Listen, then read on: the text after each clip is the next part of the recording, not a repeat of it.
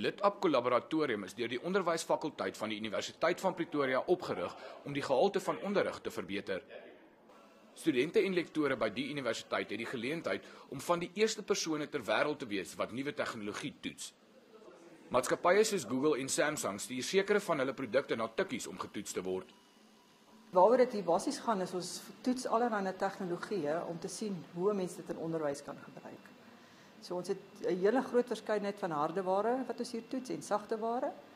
Die ander ding wat ons graag hier doen is enige van die personeel in die universiteit kan ook hiernatoe kom om van die tegnologie uit te probeer voor hulle nou die uitgawes aangaan.